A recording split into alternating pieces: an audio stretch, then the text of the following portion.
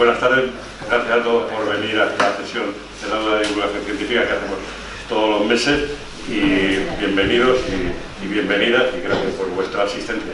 Hoy vamos a hablar del tema que nos ocupa, de química verde y procesos industriales en el cambio climático. El cambio climático, más que hablar de cambio climático, tenemos que empezar a hablar ya de emergencia climática, porque al ritmo que va la cosa, pues la verdad es que cada vez es más preocupante, ¿no? Ha habido un montón de reuniones internacionales, toman medidas más bien cortas que largas, después además se incumplen muchas de esas medidas. Lo cierto es que la emergencia va creciendo, cada vez se van acelerando esta cuestión del cambio climático. Hoy en el país venía, por lo menos en el país digital, venía una foto de hielo, me parece que era en la Antártida, diciendo que todo ese proceso de calentamiento, de pérdida de hielos, etcétera, etcétera, se va acelerando y que los últimos años que estamos viviendo son los años de más fuerte calor desde el año 1850, que fue cuando empezaron a tomar las primeras mediciones, y que la cosa se va agravando de una manera sustancial. Y la verdad es que no cabe ser muy optimista, porque a pesar de que se están haciendo muchas cosas en centros de investigación, en actividades de investigación sobre el cambio climático, y se va avanzando y se van tomando medidas, pero el ritmo de las medidas son mucho más lentas que la aceleración que está tomando esta emergencia climática, ¿no? La semana pasada todos nos sentimos muy desconsolados cuando en Andalucía se estuvo debatiendo el tema del acuífero de Doñana, que es un acuífero que está teniendo graves problemas, encima con esta terrible sequía que estamos viviendo, y todavía la fuerza del negacionismo en algunos casos resulta preocupante, ¿no? Porque yo no quiero insultar a nadie, pero es que casi se convirtieron en unos desarmados, ¿no? Porque la agresión que hubo contra el tema del cambio climático, en este caso, pues es significativa, y yo creo que nos llamó a todos la atención, ¿no? Y entonces el problema está en que tenemos un dilema. ¿Seremos capaces de acelerar nuestra lucha contra el cambio climático? ¿Seremos capaces de avanzar más rápido para poder hacer frente a esta emergencia? ¿O por el contrario, el desarrollo capitalista nos va a llevar a la extinción, a convertir este mundo en un cementerio de todos los seres humanos, ¿no? Empieza uno realmente a ver con preocupación este tema, salvo que aceleremos en la toma de medidas. De momento hay una cosa muy positiva, y es que hemos convertido el tema del debate sobre el cambio climático, sobre la emergencia climática, en el centro de la sociedad. Se ha convertido en un tema central, es un debate que está ahí permanente todos los días, que aparece en los medios, que aparece tanto en los medios periodísticos, científicos, etcétera, etcétera, y al menos en ese sentido sí hemos conseguido avanzar en convertir este tema en un tema importante en el debate habitual de la sociedad, ¿no? Y bueno, para hablar de este tema de química verde, procesos industriales del cambio climático, pues tenemos la suerte de contar con Bernardo Radón. A mí me da un poco ya de vergüenza presentarlo aquí, porque llevo presentármelo todos los años, desde hace ya varios años, por lo menos 8 años, le he ido presentando a lo largo de ellos. Es un excelente amigo del CAUN, nos ha prestado muchísima ayuda para consolidar el desarrollo de la divulgación científica. Siempre cuando no encuentro un ponente suelo recurrir a él, a ver si me lo puede facilitar. Y simplemente quería decir que ya sabéis todos que es doctor en Ciencias Químicas por la Universidad Complutense de Madrid, que es investigador del CSIC, que ha trabajado investigó en diversas universidades, que ha ocupado un montón de cargos en la dirección de la Real Sociedad Española de Química, que ha sido además editor general de la revista Anales de Química, de esa misma Real Sociedad Española de Química, que además se dedica en cuerpo y alma a la difusión, a la divulgación científica, en la ESO, en el bachillerato y entre los adultos, y en el CAUN específicamente todos los años tenemos la suerte de contar con él para tener una conferencia sobre temas de química, ¿no? Además, sabéis todos que dirige el curso Los avances de la química y su impacto en la sociedad. Llevan ya 8 cursos, llevan 8 años haciéndolo y editándolo, que es autor del libro Los avances de la química, que está en la radio, que está en comunicaciones científicas, y bueno, como decía, está en el CAUN anualmente siempre primero en una charla. Y además a mí, una cosa que me gusta mucho de Bernardo es la pasión que le pone y el placer que le pone a hacer charlas de divulgación científica sobre química. Y dicho esto, nada más, le cedo la palabra a él, que es el protagonista de esta reunión, para que nos ilustre un poquito sobre todo este campo, a ver si por eso podemos avanzar en la lucha contra el cambio climático. Gracias, Bernardo. Bueno, gracias Paco por la presentación. bueno, eres un amigo y todos los que están aquí, que todos sois amigos, pues ya me conocéis. Y cuando Paco... ¿Se paga la...? Sí. Y cuando Paco dice... voy a poner esto en silencio y también voy a poner el cronómetro para no pasarme. Porque, como también todo el mundo, como Paco bien ha dicho, yo le pongo mucho entusiasmo a esto y le dedico mucho tiempo. Por lo tanto, con eso quiero decir que si dentro de un rato os entra hambre y te veis que yo le llevo dando mucho la chapa, pues os largáis y no pasa nada. Casi me voy a poner desde aquí. ¿Dónde queda? Ten cuidado con la cabeza ahí. Ya, sí, sobre todo porque yo lo he dado. Bueno, pues sí, yo voy a hablar hoy, bueno, como decía Paco, sí, yo la verdad que me gusta siempre que puedo venir aquí al CAUN a escuchar, y cuando me invitan pues, a dar una conferencia, efectivamente, yo creo que esta es la quinta que doy en el CAUN, y yo creo que debo ser el que más conferencias dentro de la divulgación ha dado, pero bueno, eso es que soy también bastante fácil de convencer. Efectivamente voy a hablar yo sobre todo hoy de química, porque al fin y al cabo yo soy químico, pero sí que quiero enmarcarlo en un tema en el que yo no soy experto, no investigo en esto, aunque sí al final voy a hablar alguna cosa de mi investigación, y porque tiene que ver con lo que es el tema de esta conferencia. Por un lado, procesos industriales, ya digo, yo no soy ingeniero químico, no soy químico industrial, y lo que puedo saber de esto es por leerlo, y sobre todo también en el contexto de, como ha dicho Paco, ya no es tanto cambio climático, sino emergencia climática. Yo no sé si es casualidad que Paco puso esta fecha de hoy, 21 de abril, para esta conferencia, sabiendo que mañana es el Día de la Tierra. No sé si muchos lo sabíais, yo lo aprendí preparándome esta conferencia, que además sabéis, lo que ya me habéis escuchado decir en alguna, sabéis que me gusta utilizar noticias de prensa pues para poner de manifiesto algunas de las cosas que quiero contar. Y mañana efectivamente es el Día de la Tierra, el Día Mundial de la Tierra, que precisamente tiene que ver con la concienciación de hacia dónde estamos llevando al planeta, ¿no? A veces decimos, ¿hacia dónde estamos llevando a la humanidad? No, estamos llevando al planeta, estamos llevando a la humanidad, no al planeta, porque el planeta nos va a sobrevivir y nosotros seremos una especie extinta en no muchísimos años, pero aquí seguirá habiendo cucarachas y lo que venga después, ¿no? En fin, pero también es verdad que hace el origen un poco de esta conferencia, aunque la he modificado y la he actualizado para la de hoy, fue una que di en noviembre del año pasado en Valencia, también con más o menos la misma temática, y en aquel momento se estaba celebrando, justo porque fue como el 10 o el 11 de noviembre, el 10 de noviembre quiero recordar, y justamente se estaba celebrando la 27ª edición de la Cumbre del Clima, es decir, lo que se ha llamado COP27. Y creo que al igual que las 26 ediciones anteriores, las conclusiones firmes y duraderas es ninguna, porque no hay ningún compromiso.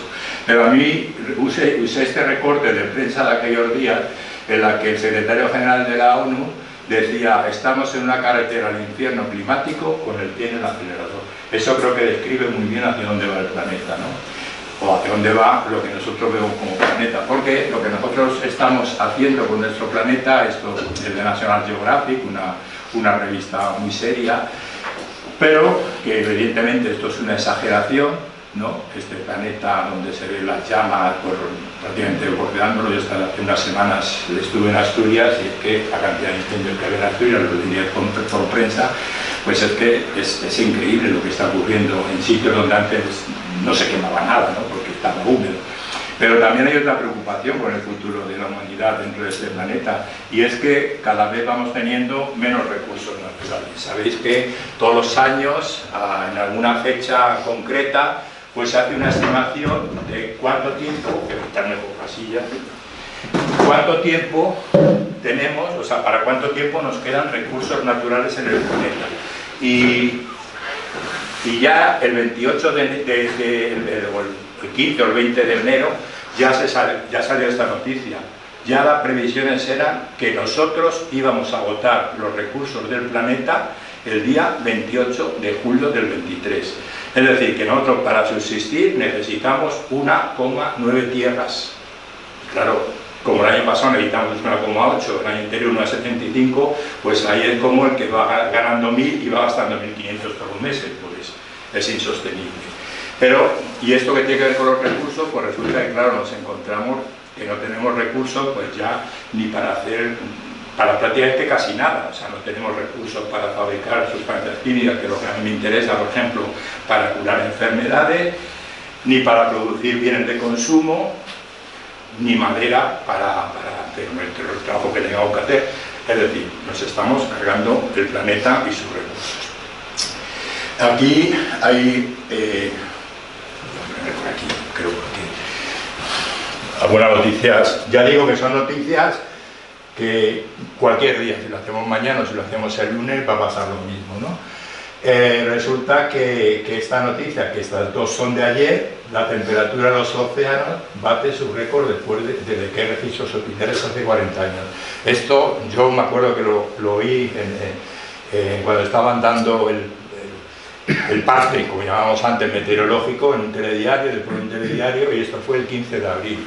Bueno, esto es así, o sea, es que estamos batiendo récord de aumento de temperatura increíbles. Eso nos lleva, como ha dicho Paco, que un glaciar de Groenlandia estable, pues ya se está deshaciendo. Es decir, con esto estamos provocando un problema medioambiental grande, porque claro, el agua de los glaciares es dulce y eso va a hacer que la cantidad de agua de sal en los océanos disminuya considerablemente. Aparte de simplemente como termostato de lo que es nuestro propio planeta. Pero como en Europa a veces nos consideramos el centro del mundo, pues pensamos, no, bueno, lo que ocurra en zonas tropicales, que más me da, total, lo que ocurra ahí en los polos, que más me da, pero hay que fijar también la noticia. En los últimos 5 años, porque esto es el periodo 2018-2022, la temperatura en Europa es que ha subido, no sé si eran 2,2 grados, una barbaridad. Sector de televisión española también de ayer y varios medios también se han hecho eco de esta noticia, ¿no? Bueno, luego hay otro problema con el cambio climático. Por ejemplo, cuando se empiece a deshelar, a descongelar el permafrost que está cerca de los polos, en Siberia, ¿qué hay ahí? Posiblemente hay microorganismos que no vamos a saber defendernos de ellos. Y eso también va a provocar un grave problema de salud, igual que como está aumentando el nivel, digamos, la zona tropical del planeta desde el punto de vista climático y que además estamos creando zonas muy secas en el planeta, pues ciertos insectos transmisores de enfermedades pues están en su paraíso y por lo tanto, como dice el secretario, el director general del Fondo Mundial, pues dice que el cambio climático está llevando la malaria a nuevos territorios. Lo podéis imaginar que esos nuevos territorios son nuevos peligrosos territorios. Una noticia ventajosa, pues a los que juegan al béisbol, posiblemente les venga bien el cambio climático, porque resulta que parece ser que ahora hay muchos más home runs. Yo exactamente no sé lo que más allá de las películas como La vida de Lou Gehrig o alguna así, yo veo poco más de béisbol, ¿no? Y bueno, pues efectivamente no es raro, se vacía más fácilmente una bola cuando el aire está más caliente, y aunque sean décimas de grado, pero ya no estamos hablando de décimas de grado, podemos estar hablando de grados enteros, pues evidentemente la bola va mucho más rápida. Por lo tanto, los jugadores de béisbol se benefician de esto, ¿no? Y luego, claro, ¿qué podemos hacer? ¿De qué hay que hacerlo todo? Pues a nivel, empezando por las personas, pero muchas veces, aunque uno quiera poner paneles solares en su casa, pues yo que estoy contribuyendo a paliar el cambio climático, pues más bien poco.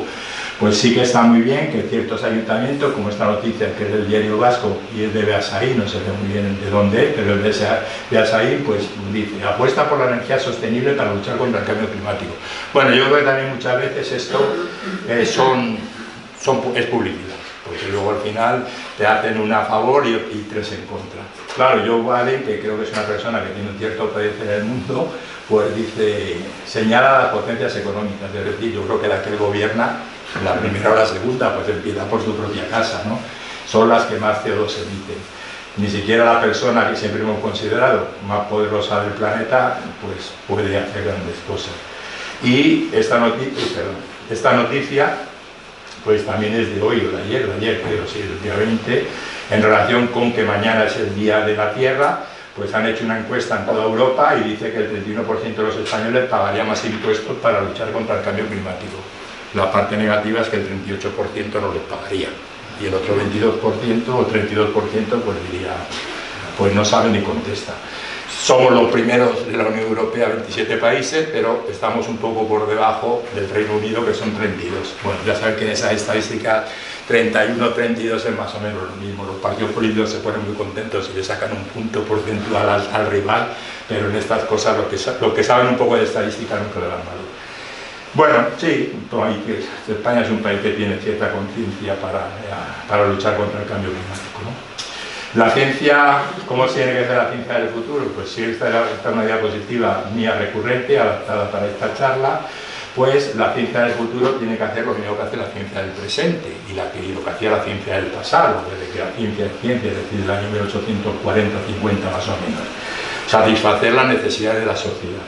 Y cualquier científico de cualquier área diría que la sociedad tiene retos en un área muy amplia, que es la energía, otro área muy amplia, que es el medio ambiente, por supuesto relacionadas, otro área muy amplia y también relacionada con las anteriores es la salud, y también la alimentación, metiendo dentro de la alimentación el agua, porque el agua es un alimento, pero el agua encima, que aquí está representada, porque quizás sea la molécula, aparte de que sea la molécula más importante que existe, sin discusión, y eso lo reconozco yo, un químico orgánico, pues con el agua se puede obtener energía. El agua es fundamental para tener un medio ambiente limpio, y además el medio ambiente sucio nos va a estropear el agua. Es fundamental para la salud y es, como digo, un alimento. Y también tendríamos que considerar lo que puede ser una agricultura tradicional y circular, donde podamos, evidentemente, el concepto de circularidad, pues todo el mundo lo entiende, y es tratar de que la mayor parte de los residuos, desechos que se generan, volverlos a utilizar en la misma propia sistema, vamos a llamarlo económico. A mí me gusta mucho más la palabra tradicional que ecológica. Si luego queréis entramos a discutir sobre eso, que eso hay mucha discusión, ¿no? Esas son 4 áreas en las que cualquier científico de cualquier materia diría, aquí hay que hacer esfuerzos en el futuro. Y la quinta es la tecnología, porque tenemos que depender de eso, de tener móviles como el de Alfonso, que es capaz de hacer fotografías, cuando antes un teléfono simplemente servía para llamar a la casa para decir que habíamos llegado bien de un viaje, ¿no? Y como tecnología, pues podemos representar los polímeros, de los que luego hablaré muy brevemente, y pues el grafeno, que es una molécula o un material con el que yo he trabajado. Cualquier científico, ya digo, diría, estas son las 5 áreas en las que hacer esfuerzo. Pero para mí existe una quinta necesidad, y es que la ciencia tiene que ser social o no es ciencia. Yo creo que la ciencia tiene que intentar paliar las diferencias que hay en el bienestar entre unos seres humanos y otros. Y lo podemos conseguir empezando posiblemente por cuidando el planeta, por el medio ambiente, ¿no?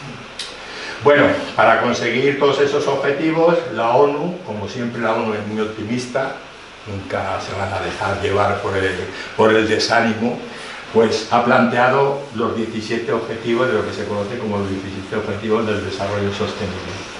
En la clausura del curso, algunos estuvisteis allí, pues yo intenté que se debatiera un poco sobre esos 17 objetivos de desarrollo sostenible. Y bueno, pues podemos decir que sí, la teoría está muy bien, podemos decir, como se decía antes, la letra está muy bien, pero vamos a escuchar la música, ¿no? Y la música no es tan favorable de que vayamos a conseguir estos objetivos, no sé si plantearon en el año 2030, ¿no? Casi siempre todo se plantea hasta el año 2030 y luego siempre hay que alargarlo 20 y luego otros 20 y luego otros 20. Pero evidentemente conseguir todos esos 17 objetivos hará que el planeta sea mucho mejor. Por supuesto están entre ellos, pues, por ejemplo, energía asequible y no contaminante, están comunidades y ciudades y comunidades sostenibles, vida de ecosistemas terrestres o vida submarina, acción por el clima, es decir, hay muchos que tienen que ver con el cambio climático, con el medio ambiente, porque el medio ambiente es ahora mismo central, es la más importante preocupación que tiene que tener el ser humano, que tenemos que tener por encima de cualquier pandemia, por muy cruel que haya sido el COVID. Y por supuesto, para conseguir muchas cosas de estas y en relación con esto que os decía antes, de que estamos consumiendo nuestros recursos, pues debemos tener pues una economía circular en aspectos que tienen que ver con los bienes de consumo, que eso, que va a la redundancia, consumimos, usamos. Empezando por unas materias primas y residuos que por supuesto sean renovables, si no, no entrarían nunca en el tema o renovables o reciclables, que no entraría sino en la economía circular. Hay que hacer una innovación para adaptarnos a esto, producir y reelaborar, distribuir consumir, reutilizar y reparar, importantísimo, recoger lo que se haya ya gastado y que no se puede usar y reciclarlo y que vuelva a empezar el ciclo, ¿no? Bueno, eso sería el mundo ideal y no sé si lo conseguirán. Bueno, como algunos, todos conocéis lo que es la química, esta de pasar deprisa, pero sí que con esta definición de la química y especialmente destacando que la química es la ciencia que estudia la materia a nivel atómico y molecular, pues a nosotros los químicos nos gusta decir que todo es química. Esto es una exageración, como también los químicos sabemos, sino que más bien lo que es, y todo lo que es química es lo cotidiano, porque la química es la ciencia que se encarga de preparar los compuestos químicos para luego hacer materiales que sirven para facilitar nuestra vida en el hogar, para hacer tareas de limpieza en casa, para trabajos de cualquier tipo en casa o en el colegio, en donde sea. Se encarga de proporcionarnos los productos para las medicinas, cuidar nuestra imagen con la cosmética, nos alimenta, nos proporciona energía y nos da materiales que tienen prestaciones tecnológicas. Y la química es, como está en todas partes, prácticamente pues, no podemos decir de ningún sector industrial o sector económico que no haya química en él. Por lo tanto, cuando hablamos de industria química, estamos hablando de la industria del petróleo, estamos hablando de la industria de los colorantes, estamos hablando de la industria farmacéutica, estamos hablando de la industria de los plásticos, polímeros de cualquier tipo, es decir, estamos hablando prácticamente de cualquier cosa que está a nuestro alrededor. Y esto justamente lo acaban de publicar esta semana, el FEIQE, que es la patronal de la industria química, se ha publicado esta semana pasada o incluso esta semana, y el sector químico español, pues claro, como la química es tan importante desde el punto de vista de lo que hace, pues es el primero en la contribución al PIB español, 5,6%, casi 800.000 empleos directos o indirectos, es el primer exportador de la economía española y en investigación, en I+D, pues es el primer inversor. Bueno, es verdad que la industria química española dentro de España es una industria potente, ya no es tanto a nivel global. Porque a nivel global, estos son datos del año 2000, no he encontrado uno más reciente, pues aquí están las cifras globales de todo el mundo. La Unión Europea, 27 países nos ponen todos juntos, sin incluir países, pero vemos que en total en el 2020 fue de unos 3.500 miles de millones, porque son billones americanos, de euros, y alrededor de poco menos de la mitad pues proceden de China. Luego la Unión Europea, Estados Unidos, Japón, bueno, esas son las regiones y países más activos en industria química. Y claro, para producir hace falta energía, y como sabéis muy bien, ya lo he mencionado antes como uno de los retos, pero uno de los principales causantes del cambio climático es el uso excesivo de la energía. Y entonces, ¿cómo usa la industria química de la Unión Europea la energía? Por sus fuentes, pues seguimos utilizando principalmente gas. Más de un tercio, 35,6% en el año 2020, se venía del gas.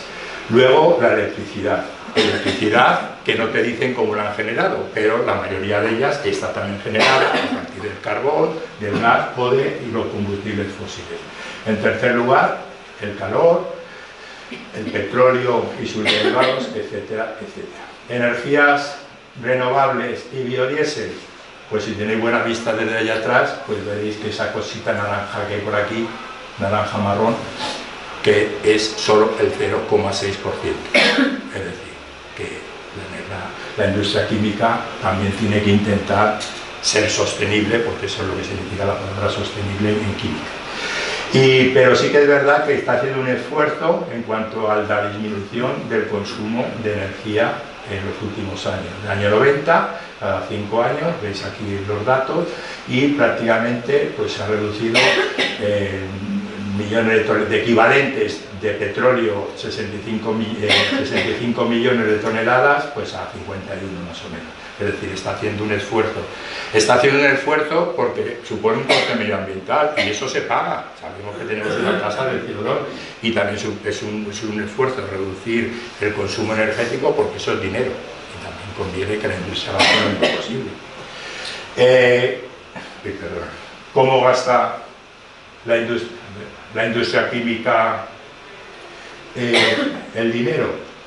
Pues principalmente la más fuerte es la industria petroquímica, 7,9, plásticos 7,6, 3,9 plásticos, pero veis la cantidad, lo que os decía antes, la cantidad de industrias que son comunes, que son químicas. A lo mejor no relacionamos las telas, los tejidos como industria química, es industria química y aquí está. Este color azul que está por aquí, por ejemplo, o pinturas y recubrimientos, no pinturas para pintar un óleo, sino pinturas de las paredes, pues está aquí, es esta cosa. Bueno, y es importante también estimar o saber cuáles son las emisiones de gases de efecto invernadero, que son las siglas de esta GHG. Y veis que estas son, en amarillo, son las que proceden, las gases de efecto invernadero que proceden de la quema de combustibles fósiles y más o menos veis que se va estabilizando, que está estabilizado en un periodo de 28, 29 años. Y luego otras fuentes pues también se van reduciendo, pero bueno, pues son también significativas. Es verdad que el total se reduce, como era la curva que hemos visto anteriormente, pero la de los combustibles fósiles se está manteniendo. Y esto es importante por una razón, porque cuando quemamos petróleo, derivados del petróleo, estamos generando gases de efecto invernadero, principalmente el CO2, pero también los óxidos de azufre, óxidos de nitrógeno, que también son muy contaminantes. Pero es que cuando quemamos derivados del petróleo estamos quemando nuestro futuro. ¿Por qué quemamos nuestro futuro? Porque la primera fuente de materias primas que tenemos en el planeta es el petróleo. Y por lo tanto, cuando lo quemamos, quemamos el futuro. Y aquí en esta otra gráfica, pues tenemos ya las emisiones de ciertos gases, por ejemplo el CO2, que más o menos se mantiene estable, pero también ven aquí indicados los gases fluorados, que son los verdes, que veis que se están disminuyendo, menos mal, porque sabéis que los gases fluorados y los clorados, los halogenados, son responsables de la destrucción de la capa de ozono, también impacto medioambiental. Los óxidos de nitrógeno, eso que todos los inviernos en Madrid nos ponemos muy nerviosos y con razón, porque cuando se empiezan a encender calefacciones y empieza la gente a circular en coche, pues aumenta considerablemente. Veis que la industria química los está reduciendo. Bueno, creo que la industria química hoy en día es una industria química que intenta ser lo más limpia posible y están haciendo un esfuerzo. Ya digo, repito, que el esfuerzo viene en parte porque interesa mejor no contaminar e interesa ahorrar costes. ¿Y cuáles son los objetivos en relación con los 17 del desarrollo sostenible del planeta de toda la industria química europea? Pues quieren que, por ejemplo, los residuos que se generan en la industria se conviertan en fuente de materias primas valiosas, que están intentando diseñar productos que sean totalmente reciclables, es decir, que nunca, o sea, eso de que se hablaba hace una década de la obsolescencia programada, pues olvidémonos de ella, y es verdad que ya las lavadoras duran más las que se compran ahora que las que se compran hace 10 años. Trabajar por una movilidad inteligente en el futuro, es decir, tiene que pasar por coches que funcionen con electricidad, sea cual sea la fuente de esa electricidad, convertir el CO2 y convertirlo en materia prima, pues que sea una materia prima para productos de alto valor añadido. Eso se está investigando, es difícil porque la molécula de CO2 es poco reactiva para lo que se quiere hacer y hay que invertir mucho en investigación y también en procesos. Por supuesto, asegurar la salud y el bienestar no solo de la humanidad, sino principalmente de los trabajadores que trabajan en la industria química, porque antes muchas veces las sustancias químicas contaminantes o tóxicas eran lo que se llamaban contaminantes o tóxicos ocupacionales, porque lo único que lo sufrían era la gente que trabajaba en esta industria química, claro, eran los más expuestos. implementar lo que en España se llamaría una responsabilidad social responsable, trabajar con el REACH. El REACH es el protocolo europeo, también aceptado en Estados Unidos y en Japón, que obliga a que cualquier producto químico, cualquier sustancia química que se produzca o comercialice en estas tres regiones, Europa, Japón y Estados Unidos, tiene que haber tenido una evaluación de toxicidad y medioambiental, con el impacto en animales y en ecosistemas. Estas son las siglas del REACH. Bueno, pues evidentemente usamos por los días todos decenas de miles de productos químicos. La industria química produce centenares de miles, muchos de ellos produciéndose desde el siglo XIX. Entonces, ha habido que hacer un trabajo ingente de ir hacia atrás a evaluar toxicidades de muchos compuestos que llevaban 100 años en el mercado, ¿no? Bueno, pues eso también se está haciendo. Digamos que están los planes de la industria química. Si se logra 100% o se logra en menor medida, bueno, tienen que potenciar la revolución en las edificaciones con materiales inteligentes y procesos inteligentes. Con esto quiero decir que tienen que ver lo que se llaman casas inteligentes, pero ya no solo casas donde la familia tal vive cómodamente, sino edificios de oficinas, centros de trabajo, incluso las propias fábricas, ¿no? Y también, por supuesto, hay que reducir las emisiones de gases de efecto invernadero, los GHGs, y hay que investigar y desarrollar métodos basados en energías renovables. Aquí pone la eólica y la solar. Hay otras, pero estas dos son las con más potencial, especialmente la solar, y deberíamos tender también hacia lo que se conoce como una bioeconomía, que tiene que ver con el uso de materiales que proceden de plantas y que se pueden utilizar, y que eso sería luego pues, reciclable, como veremos luego en algún ejemplo, ¿no? Bueno, eso es todo lo que la industria química quiere hacer. ¿Que lo hará o no lo hará? Yo soy optimista y espero que sí, pero todo es un proceso bastante lento, como es lógico. Bueno, y la química, como antes he dicho, nos rodea y tenemos que seguir produciendo procesos y compuestos químicos que deben ser escalables a la producción industrial, y además todo esto tenemos que hacerlo como intentamos los químicos en los laboratorios. Luego ya a escala industrial puede ser otro cantar, con el mínimo impacto ambiental, con el mayor aprovechamiento energético y lo más barato posible. Y aquí surgen dos conceptos o dos filosofías de la química, que son la química verde, que se basa en 12 principios que ahora veremos, y la química sostenible, que es todos los principios de la química verde y además ahorrando energía, optimizando el uso de la energía. Realmente, bueno, esto es de una revista americana de prestigio en el medio, en el área de la ingeniería química, y lo que ponía de manifiesto es lo importante que es la industria química en el desarrollo, en el Producto Interior Bruto global. También comentaba los objetivos del desarrollo sostenible de la ONU, y luego ya comentaba lo importante que es tener en cuenta esos 12 principios de la química verde. Y los principios, la química verde, como ya he dicho, es lo que intentamos es que sea todo lo más limpio posible, y se basa en estos 12 principios. No lo voy a leer, pero sí que voy a intentar resumir, está aquí en morado, algunas de las cosas principales. Evitar la producción de un residuo que luego sea contaminante. Eso tenemos que tenerlo en cuenta. Los 12 principios no es que sean uno más importante que otro, son todos igual de importantes.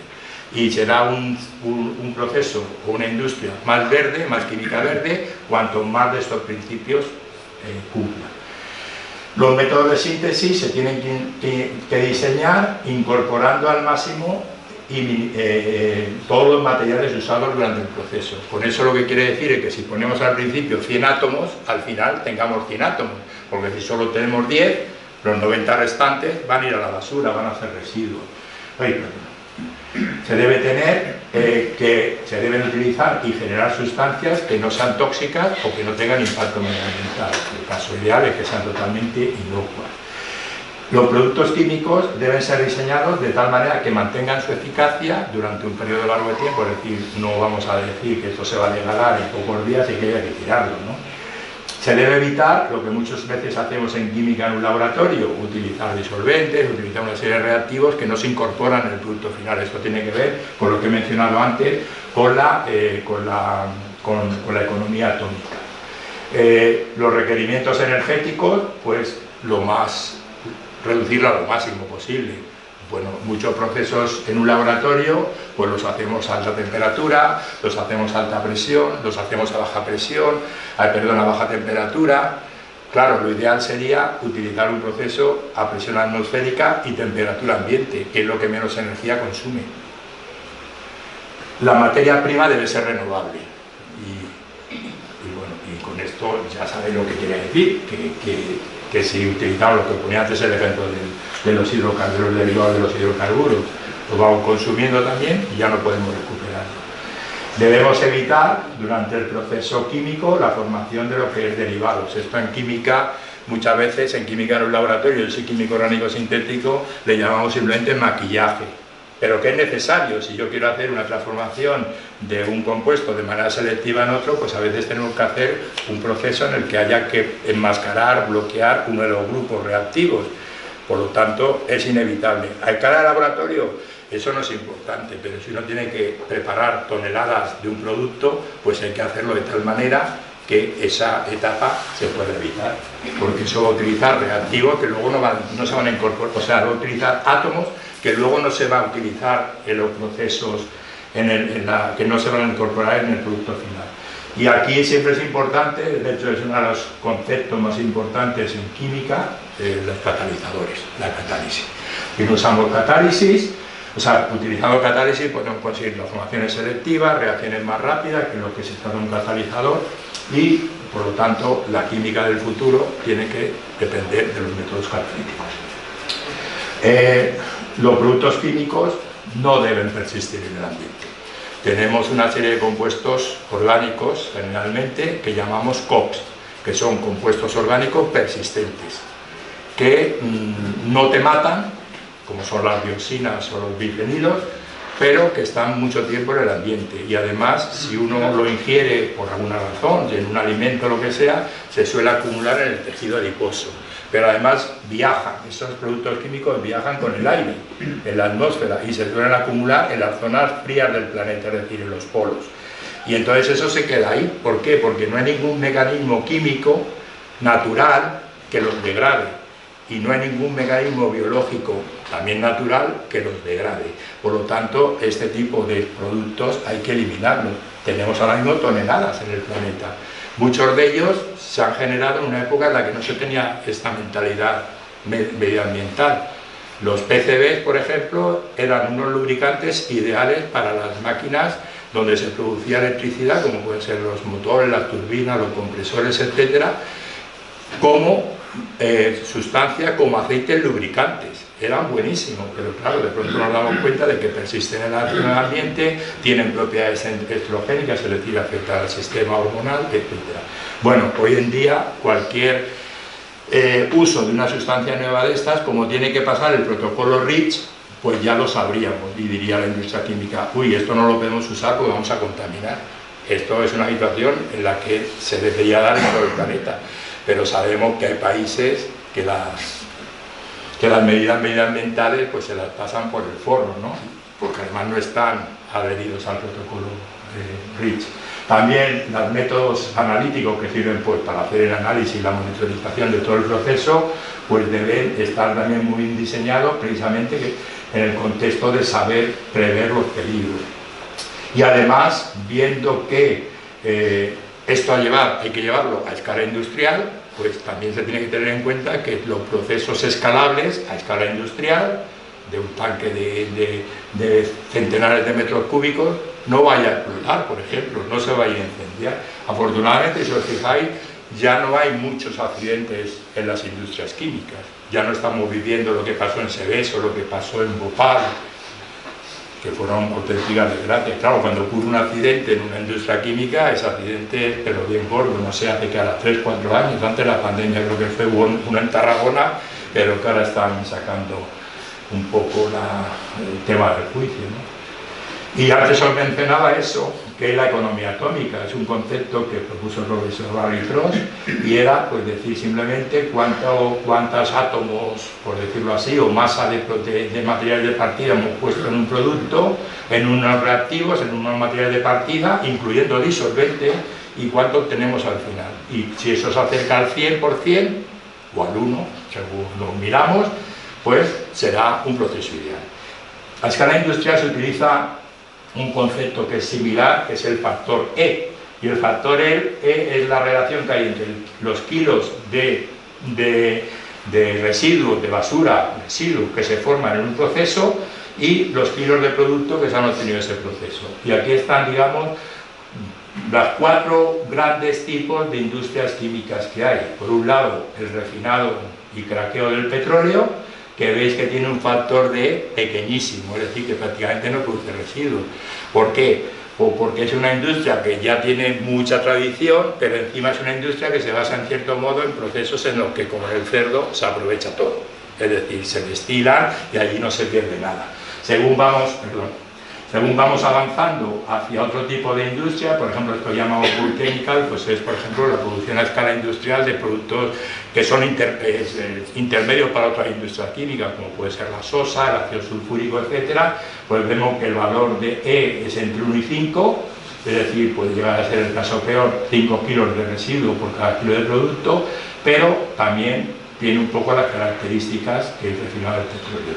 En la industria química fina, que puede ser una industria de materiales que no tienen un gran consumo a nivel global, pero que sí son productos que hay que preparar de manera específica y generalmente con muchas etapas y donde muchas veces no podemos prescindir de los disolventes, que son los grandes consumidores de economía atómica, pues tenemos que el valor de E pues va de 5 a más de 50.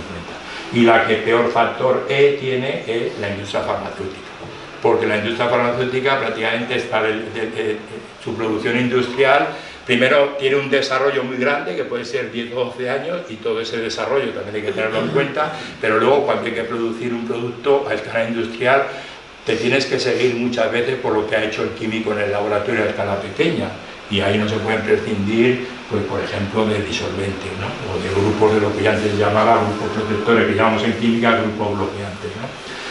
La catálisis es fundamental, como ya todos sabéis, y el origen de la catálisis pues está en el año 1835, cuando Berzelius, el gran químico, pues identifica el proceso de la catálisis como aquel proceso en el que una sustancia química, sin ser consumida en la reacción, es capaz de acelerarla, hacerla más rápido, ¿no? Bueno, la catálisis se utiliza a escala industrial en muchísimos procesos y desde el punto de vista cronológico pues podemos hablar de la hidrogenación catalítica a principios del siglo pasado, la industria petroquímica la empezó a usar en la década de los años 20 del siglo pasado, etcétera, etcétera. Paralelamente a esta industria pues se desarrolló la química orgánica, primero como una investigación muy básica, pero luego ya con aplicaciones industriales, en primer lugar en la industria de los colorantes y luego ya en la industria de lo que se llaman productos químicos finos, ¿no? La industria química fina. ¿Y qué metodologías, en mi opinión, se pueden utilizar en el futuro a escala industrial para que todos esos procesos industriales sean más verdes?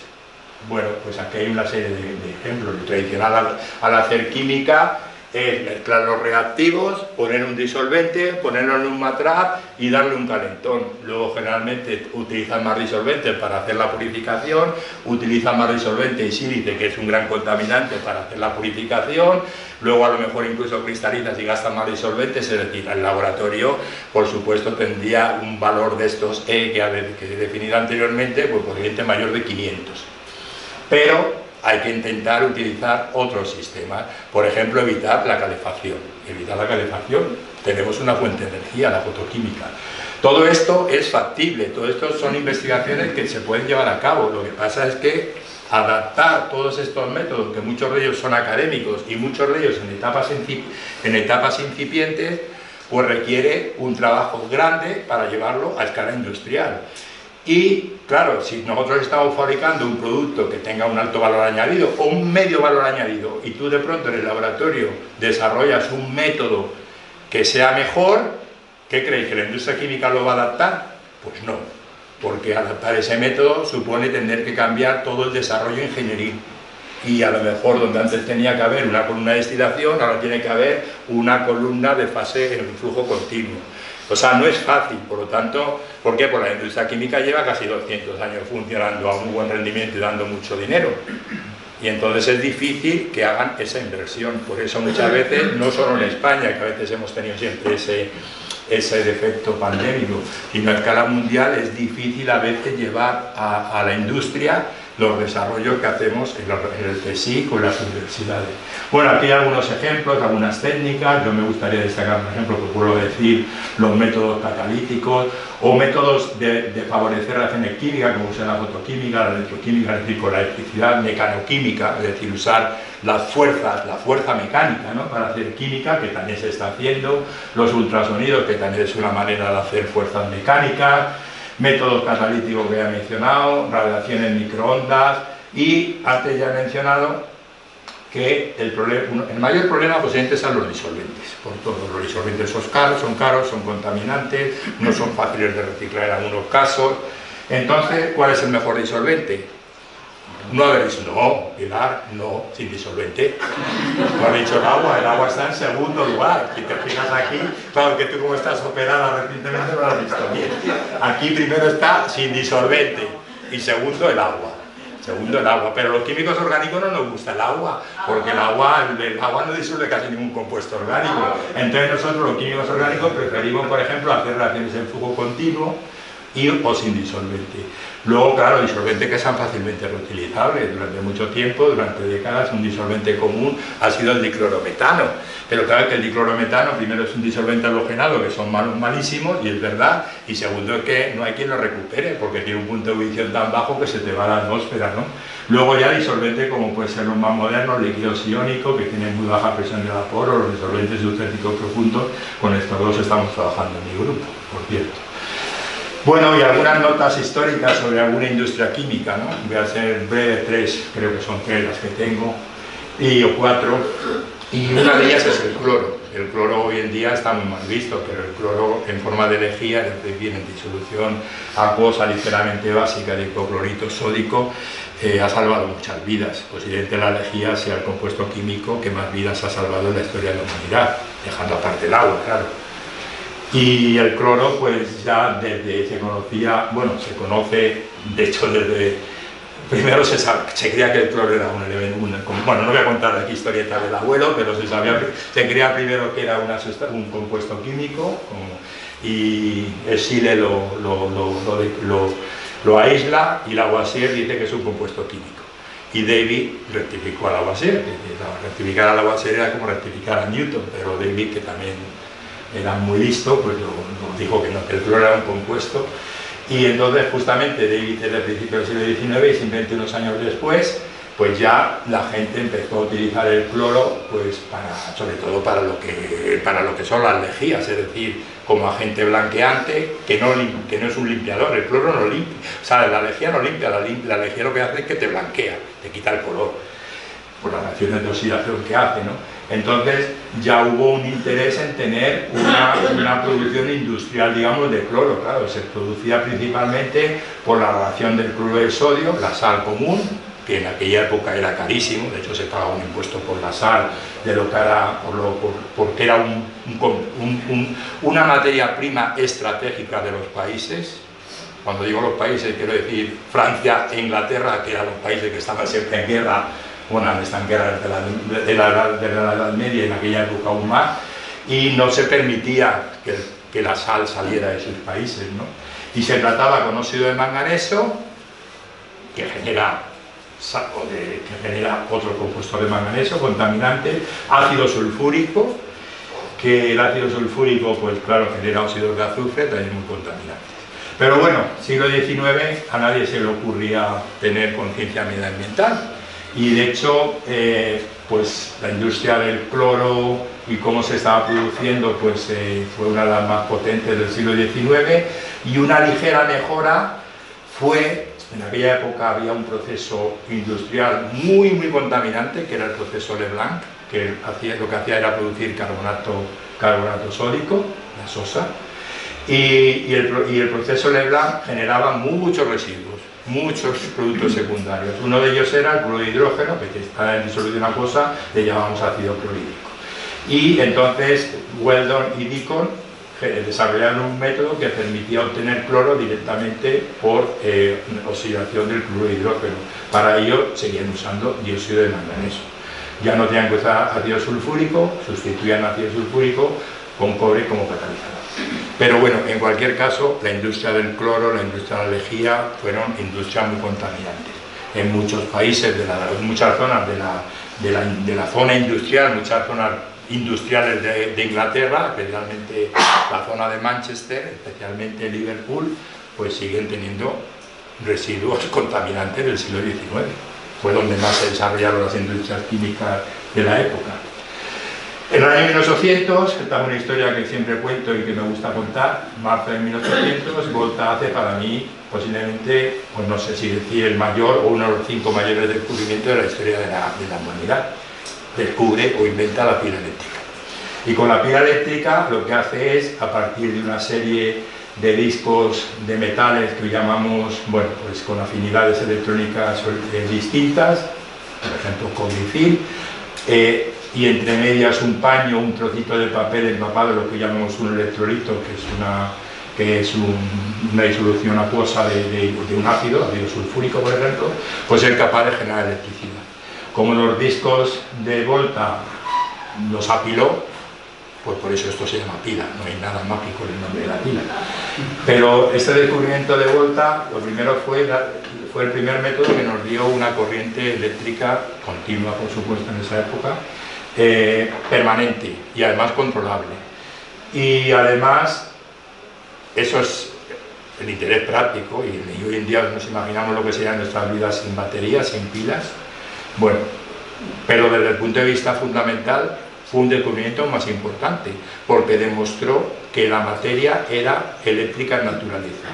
Y por lo tanto, durante todo el siglo XIX, esto se realizó en marzo de 1800, este invento, este descubrimiento, y todo el siglo XIX fue la búsqueda de esas partículas portadoras de electricidad, pues le llamamos electrón, ¿no? Y bueno, Volta lo que hizo fue producir electricidad a partir de la química, y hubo otros químicos como Humphrey Davy o Berzelius, que ya he mencionado, que lo que hicieron fue el proceso contrario, es decir, hacer química con la electricidad. Y de esta manera fueron capaces, especialmente Humphrey Davy, de obtener elementos químicos, especialmente metales, alcalinos y alcalinos terrestres, es decir, ese grupo 1 y 2 de la tabla periódica, que la gente sabía que existían, pero nadie había podido aislarlos porque eran muy reactivos químicamente, no había que los aislar en forma pura. Pero usando la electrólisis, Davy fue capaz de obtener, por ejemplo, el sodio, el potasio, el calcio, etc.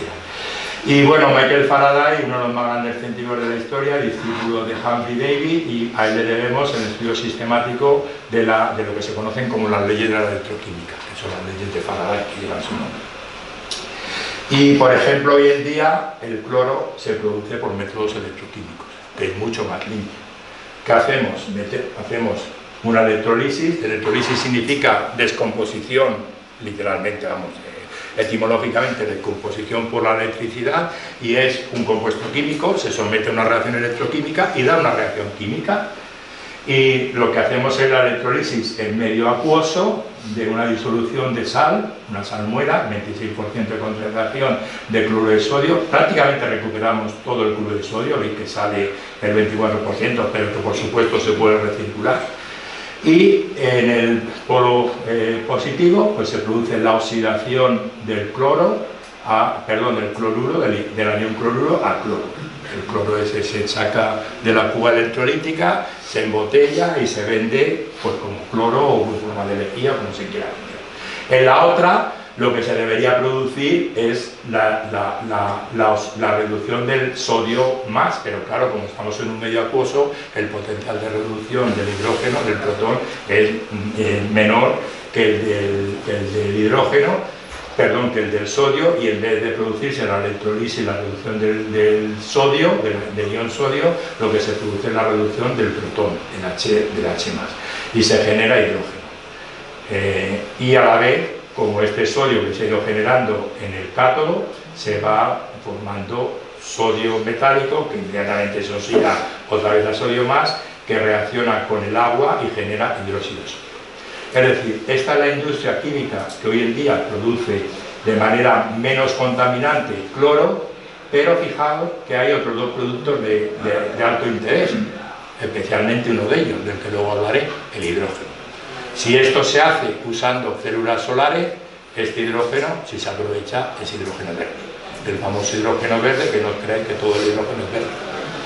El hidrógeno en sí no es verde ni tiene color, pero como vino de Asunción, ¿no? Pero luego veremos los colores. Y luego también se puede aprovechar, evidentemente, el hidróxido de sodio. Algunos tenéis piscina en casa y tenéis un modo de cloración que vaya con el electrolizador, esto es lo que se está produciendo. Las burbujas esas que veis es cloro y es hidrógeno. O sea, que no le pongáis una cerilla cerca, no pasaría nada porque el hidrógeno, para que explote, no creáis que explota tan fácilmente. Bueno, y otro hito en la historia de la química, que además es interesante desde el punto de vista de la cronología, es el primer proceso industrial de obtención del aluminio. El aluminio es el tercer elemento químico más abundante en la corteza terrestre, el tercero después del oxígeno y del silicio. Sin embargo, en la época del emperador Napoleón III, el aluminio se está considerado un metal noble. Y de hecho se dice que Napoleón III, cuando quería impresionar mucho a sus invitados, en vez de poner cubertería de plata, ponía cubertería de aluminio, porque tenía un precio carísimo. Y se sabía que estaba ahí, que había muchos minerales que tenían aluminio, pero no eran capaces de obtenerlo. Hasta que estos dos señores, usando métodos electroquímicos, electrolisis, de una mezcla fundida de alúmina y fluoruro de fluoroaluminato de sodio, fueron capaces de obtener aluminio en forma pura, y que es el proceso que hoy en día aún se utiliza para obtener aluminio a escala industrial. El aluminio es una de las grandes industrias mundiales, industria química, y además es una de las que más electricidad consume. Por lo tanto, todo el electrolizador de aluminio, de bauxita, debería tener al lado los paneles solares. Eso es lo que antes la industria química decía: aprovechamiento, instalaciones más eficaces y tal y cual. Pero aquí lo interesante de esto es que este señor, Charles Martin Hall y Paul Héroult, que son los dos descubridores del proceso de obtención industrial por método electroquímico del aluminio, uno estaba en Estados Unidos, la zona de Ohio más o menos, de Ohio, donde trabajó, y el otro en Francia, por la zona de París. No se conocían. Hicieron el mismo descubrimiento y patentaron a la vez, con la distancia que hay entre Ohio y París, que deben ser como 7.000–8.000 kilómetros mínimo, no sé, yo en eso el cálculo muy mal. Bueno, pues de manera simultánea hicieron el mismo descubrimiento, por el mismo método. Posiblemente la ciencia estaba diciendo que este era el método por el que había que obtener aluminio de forma pura, ¿no? Y otras curiosidades. Hall presenta su patente en la Oficina Americana de Patentes el 23 de febrero de 1886. Héroult la presenta el 23 de abril de 1886, es decir, que pasado mañana se cumplirán años. Pero resulta que Hall tuvo un defecto en la patente que le obligaron a rehacerla, y presentó la solicitud definitiva el 9 de julio de 1886. Es decir, la prioridad de la patente es de Héroult, por esa razón. Pero bueno, esto fue una guerra diplomática entre Francia y Estados Unidos, pero afortunadamente, digamos que llegaron al acuerdo de que, como llegó España y Portugal con el Tratado de Tordesillas, pues de aquí para allá el método de Hall, y de aquí para allá el método de Héroult. Pero es que fijaos también qué casualidades, los dos nacen en el año 1863 y los dos mueren en el año 1914. O sea, si hay vidas paralelas y universos paralelos, estos dos son claramente dos representantes de los universos paralelos. Yo creo que nunca se llegan a conocer. Bueno, uno de los compuestos más importantes de la industria química es el amoníaco.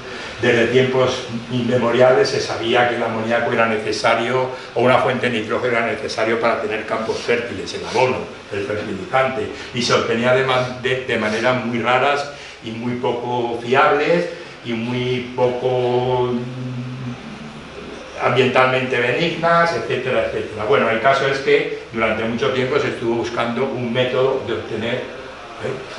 Se me ha ido la fórmula no, se me ha ido el amoníaco es NH3, bueno, de hecho creo que está aquí. Ay, también se me ha ido de aquí.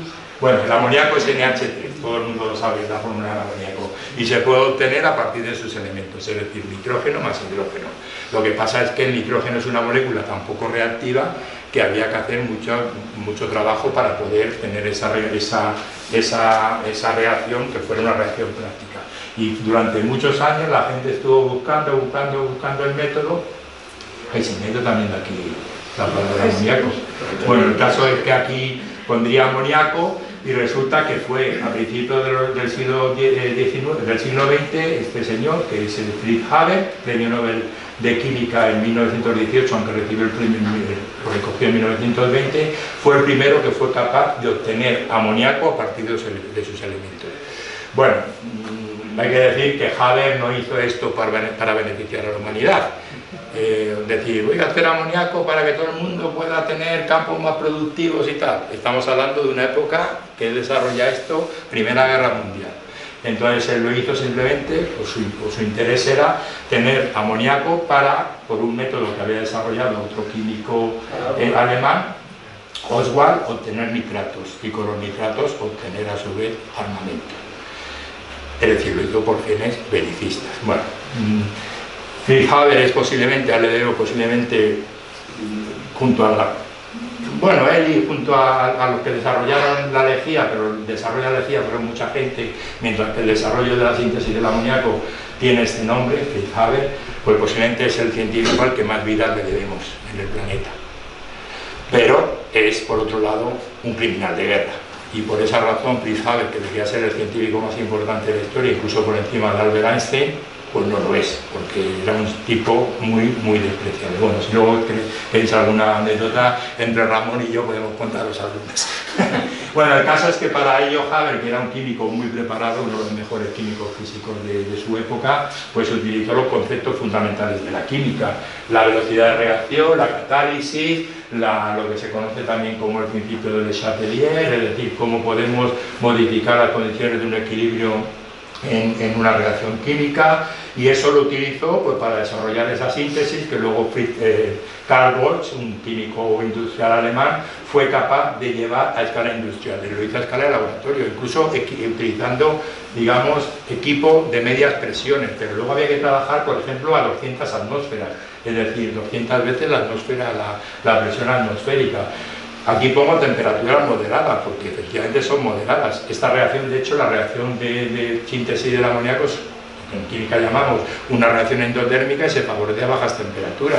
Pero claro, a bajas temperaturas la reacción es tan lenta que hay que utilizar una temperatura un poco más alta. Y había que llegar a un compromiso entre una temperatura muy alta, que posiblemente requeriría 1000 grados, o 200 grados, que sería lo ideal desde el punto de vista endotérmico. Bueno, pues el caso es que él lo consiguió entre 400 y 500 grados y utilizando un catalizador que eran sales de hidrógeno. Bueno, el caso es que la industria del amoníaco es una de las principales del mundo, es de las que más, otra vez, se mide por el consumo de energía, más energía consume.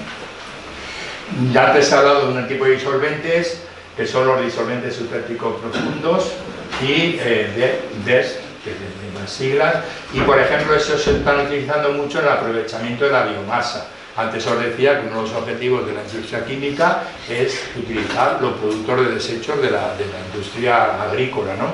La biomasa principalmente está formada por las ramas y los troncos de los árboles o de las plantas leñosas, y están formadas por una serie de sustancias químicas, que es la lignocelulosa, que está constituida principalmente por la celulosa, que es un polímero de glucosa, es decir, un carbohidrato, pero no digerible, y esta celulosa, la celulosa es la molécula más abundante en el planeta.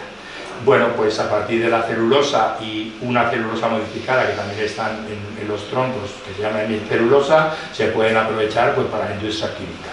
Y por otro lado tenemos la lignina, que son polímeros de compuestos aromáticos casi intratables, pero que gracias a los nuevos disolventes como estos sintéticos, pues ya se pueden empezar a trabajar con ellos. Y estos son, por un lado, una fuente importantísima de materias primas para la industria química fina o farmacéutica, por un lado, pero por otro lado estamos aprovechando los residuos de plantas. Pero que sean realmente residuos, que no pase como la crisis de los biocombustibles de hace como una década, en México especialmente, donde el maíz se empezó a utilizar en vez de para comer, para hacer biocombustible. No, primero hay que comer, tener una agricultura y luego ya lo que sobre o lo que sean residuos se puede utilizar para la industria química. Bueno, aquí hay algunos compuestos aromáticos que se conocen a partir de la lignina.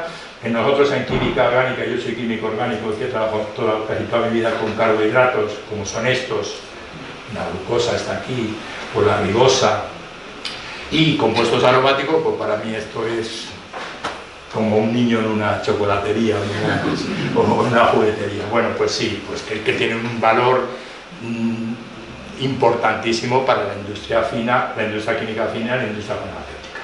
O el furfural, como se ha llamado la bella durmiente de las sustancias químicas renovables.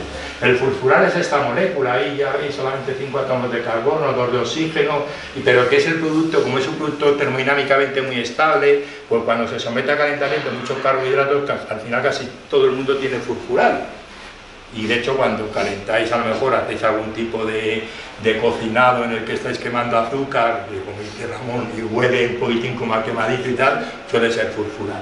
Bueno, pues para la industria química es importantísimo, porque veis una variedad de algunos de esos compuestos químicos, moléculas pequeñas con las que luego los químicos podemos hacer muchísimas cosas.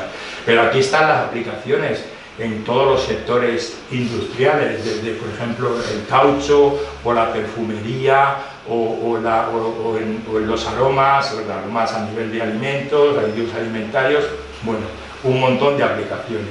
Estas son esas cosas que la industria química tendrá que ponerse las pilas y empezar a trabajar a usar furfural. Lo que pasa es que, como os decía antes, fabricar, por ejemplo, un compuesto que ya está establecido el método industrial de preparación y cambiar la materia prima supone un gasto y una inversión que a veces las industrias no pueden asumir.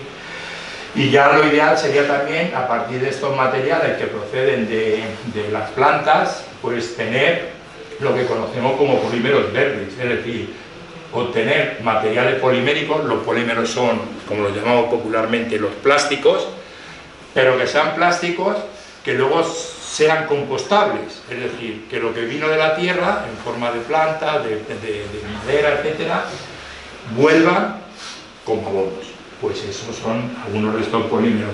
Otra vez, aquí hay un gran futuro en ello, pero la industria se lo tiene que plantear, ¿no? Y claro, la energía es una de las mayores fuentes de contaminación que tenemos, posiblemente la mayor, ¿no? Entonces, ¿qué energía tenemos que renovar? Utilizar, pues sin duda alguna, la energía renovable. Frente a la no renovable, que ya hemos comentado los defectos que tienen, pero aparte de eso, todas estas son contaminantes.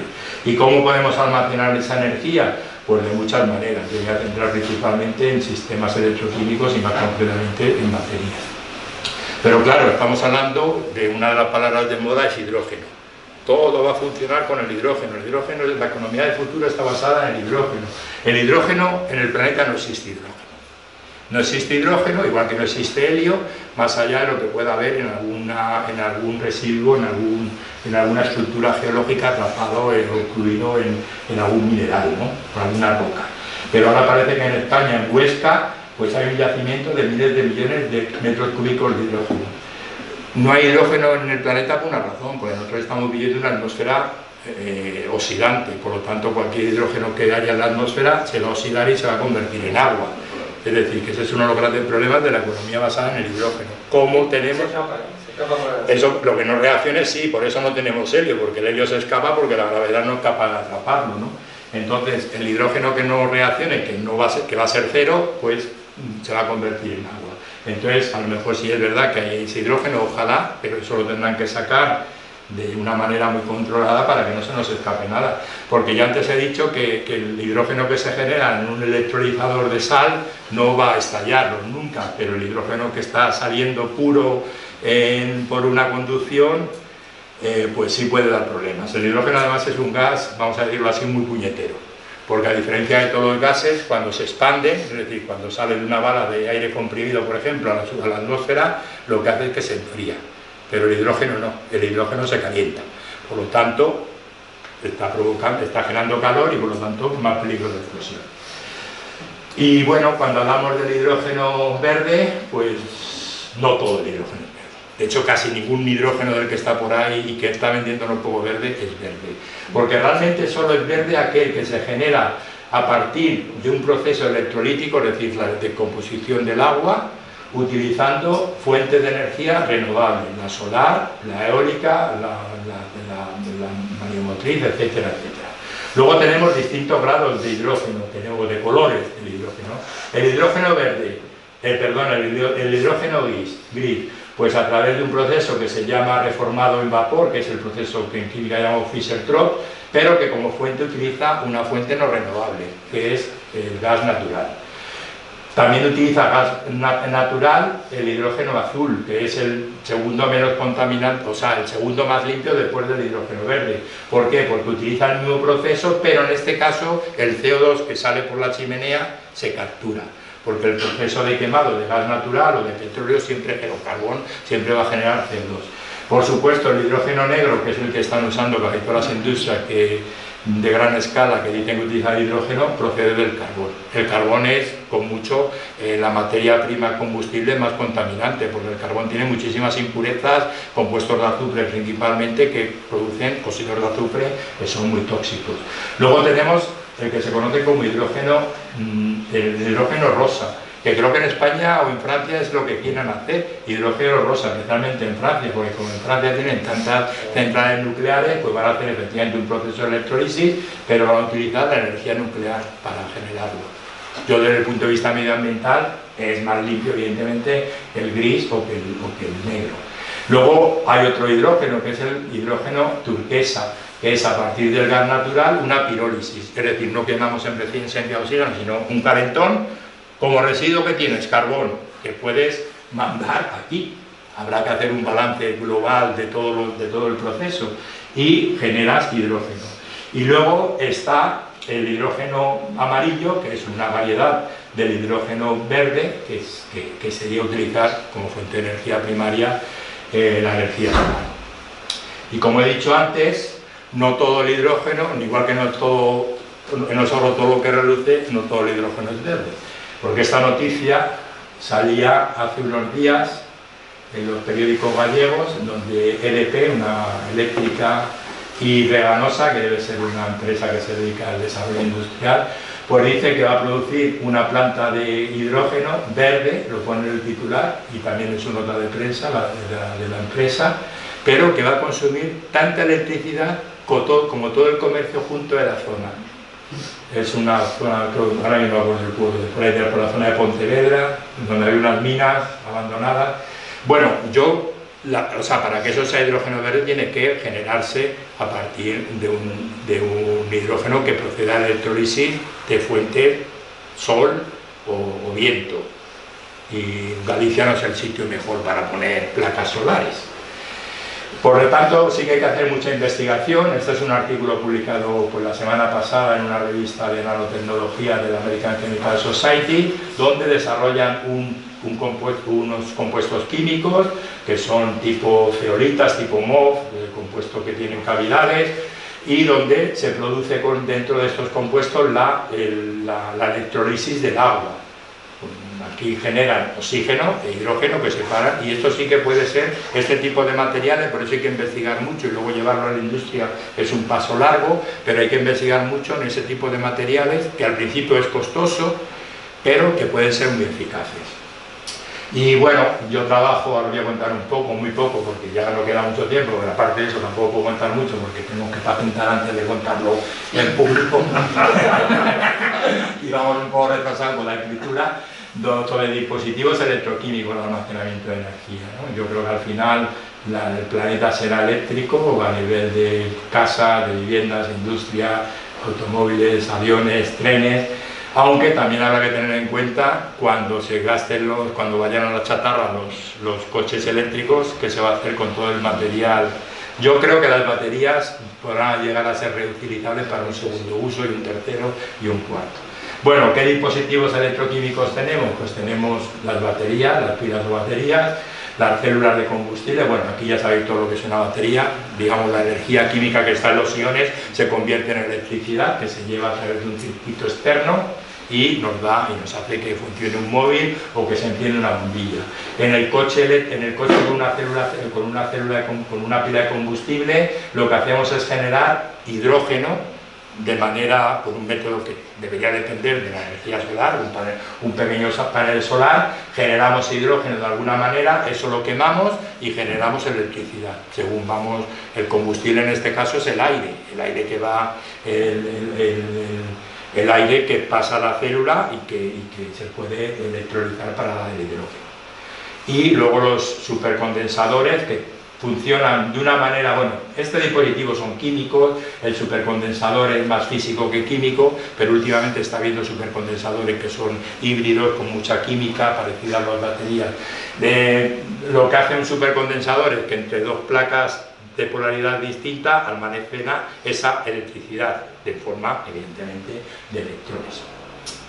La diferencia a la hora de rendimiento entre baterías y supercondensadores es que el supercondensador tiene lo que se conoce una densidad de potencia muy alta, con lo que te permite tener mucha energía en muy poco tiempo, por ejemplo, para acelerar un coche de Fórmula 1, mientras que una batería tiene muy baja densidad, pero bueno, un supercondensador no tiene mucha densidad de energía, con lo que no puede funcionar durante mucho tiempo, tiene que volver a cargarse, mientras que la batería es lo opuesto, es decir, tenemos baterías que tienen mucha densidad de energía, que pueden funcionar mucho tiempo, lo estamos viendo con las pilas que usamos, lo que pueden durar, o las baterías de los coches, pero en cambio no tienen mucha densidad de potencia, con lo que no te pueden suministrar energía muy rápidamente. Bueno, al final el método, por ejemplo, para los vehículos eléctricos será, como se está haciendo ahora, una mezcla adecuada de supercondensadores y de baterías.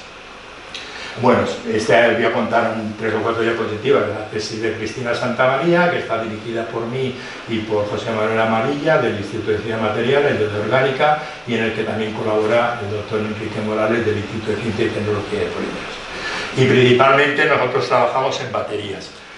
Aquí está el esquema de cómo funciona una batería de ion litio, donde lo que ocurre es que el litio, a través del sistema bueno, una batería se compone principalmente de 3 cosas: el ánodo, donde se produce la oxidación; el cátodo, donde se produce la reducción, y están conectadas externamente de tal manera que los electrones que se producen en el ánodo, en el proceso de descarga, pues se van a alimentar el dispositivo que queremos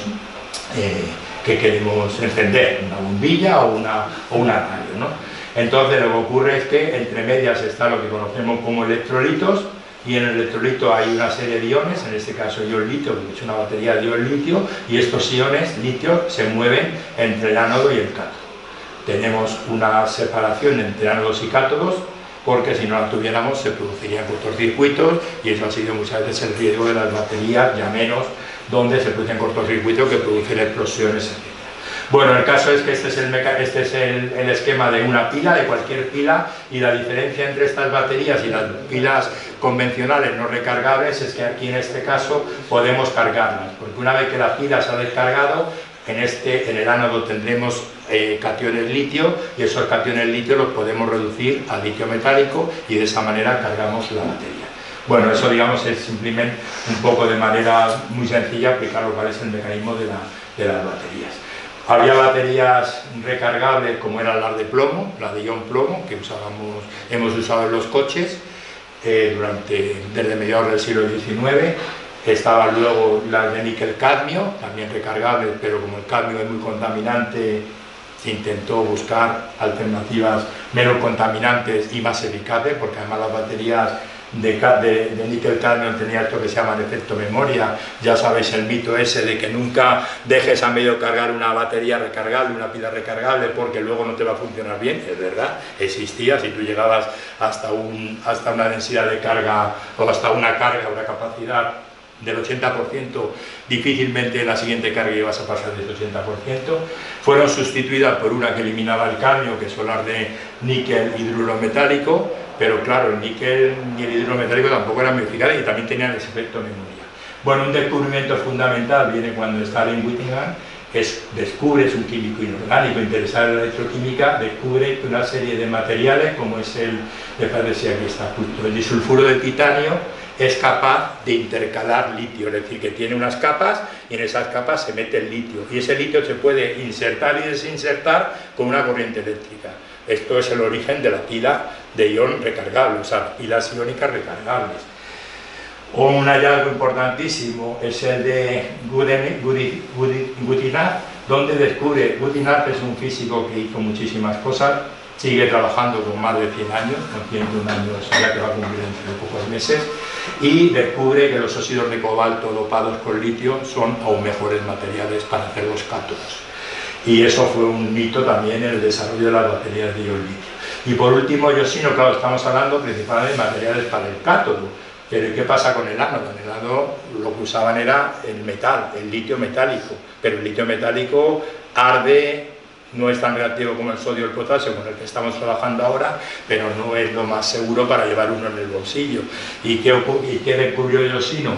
Pues se dio cuenta de que el grafito, un material de las minas de los lápides, era capaz de intercalar también litio y lo usó como ánodo. Entonces, con los descubrimientos de los tres más los electrolitos adecuados, pues se inventa la pila de ion litio recargable. La comercialización en el año 1991 y a partir de entonces nuestra vida es muy diferente a la que era antes del año 1991. Estos hallazgos fueron reconocidos con el Premio Nobel de Química en el año 2019. Creo que aquí se echa en falta a una cuarta persona y bueno, estos descubrimientos siempre tienen más de un descubridor, ¿no? Pero ahora mismo que estoy pensando el nombre del que quería decir, luego me acordaré. Un profesor francés que está trabajando ahora mismo en Vitoria, en uno de los centros del gobierno vasco, uno de los BUNE, y que él descubre el electrolito polimérico para baterías de ion litio, que le dan mucha más seguridad a las baterías de ion litio. Pero como sabéis, el premio Nobel solo se concede a 3 personas vivas y por lo tanto el cuarto, Michel Arman se llama este científico, que es un genio. Bueno, se dio el premio Nobel a los 3, ya digo que posiblemente Arman también lo mereció con ella, pero mientras no cambie las reglas del Nobel. Y a partir de entonces, pues nuestra vida cambia, pero claro, el litio tiene un problema.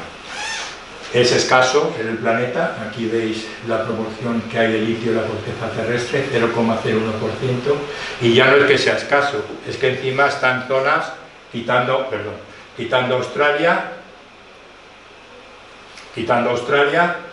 el resto del planeta, el resto de las minas y algunas en Estados Unidos, pero el resto de las minas de litio, pues están en Bolivia y en Chile, con control de los chinos, o en países no muy amigables como Rusia, países del centro de África también dominadas por los chinos, es decir, que el litio, las reservas mundiales de litio están en manos de unas pocas superpotencias, y además una de ellas es China, con lo que nos tiene a todos, bueno, pues como os podéis imaginar.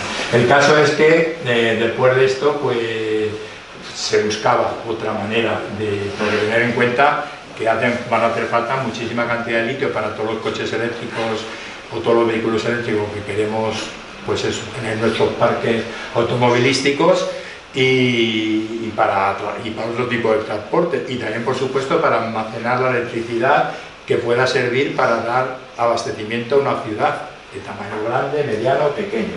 Bueno, entonces uno siempre piensa, pues vamos por la tabla periódica y debajo del litio vemos el sodio y debajo del sodio vemos el potasio y vamos a mirar a ver si el sodio y el potasio son igual de buenos.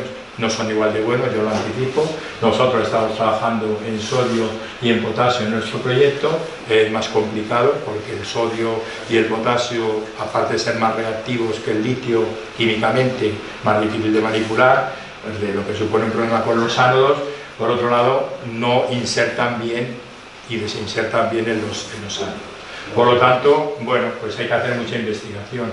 Un gran futuro tiene, por supuesto, el aluminio, como baterías de ion aluminio, porque al ser un elemento trivalente, la densidad de carga que puede acumular, bueno, trivalente no, puede tener 3 cargas, porque así estoy limpiando yo a los profesores que usaron el término trivalente. No, el aluminio puede tener 3 cargas, o sea, aluminio 3 más, y por esa razón puede tener, los dispositivos basados en aluminio, en ion aluminio, pueden tener mayor densidad de carga. Bueno, nosotros estamos trabajando en ello y para eso nos hace falta, de momento como ánodos usamos sodio, pero y potasio, y como cátodos hemos usado unos óxidos metálicos que tienen unas características. Bueno, me falta también aquí una imagen.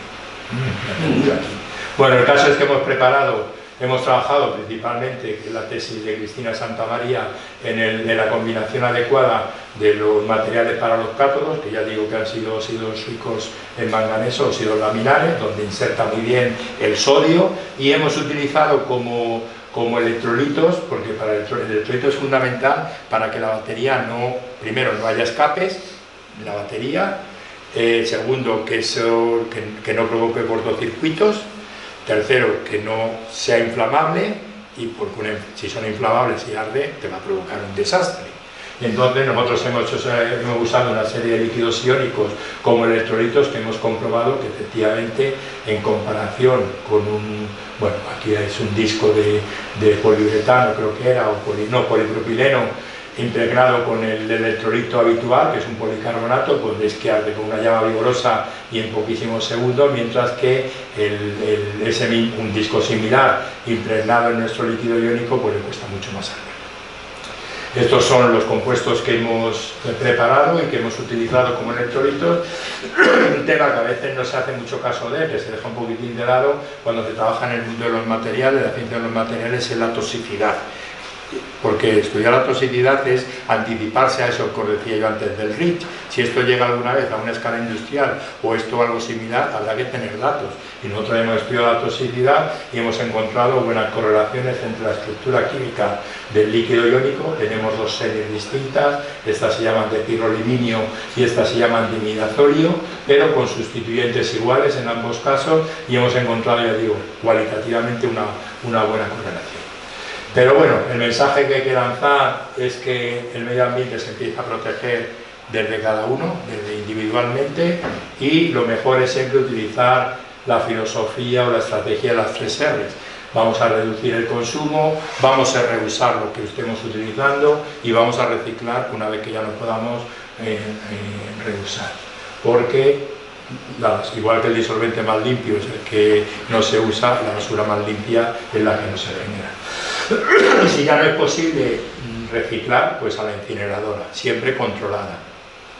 Y aquí está un esquema que pone siempre, que le gusta mucho presumir de ello, y es verdad, a la industria del plástico, la industria de los polímeros, es que un plástico tiene muchas vidas. Un plástico lo podemos reciclar de manera adecuada y volver a hacer con él otros plásticos, y por lo tanto con esta filosofía, en vez de tirarlo al suelo, en vez de a la papelera, en vez de llevarlo a los puntos limpios, pues acabarán en las montañas o acabarán en los océanos. Y yo creo que con esto acabo recordando lo que ya todos saben, los beneficios de la ciencia para el ser humano. Muchas gracias por vuestra atención.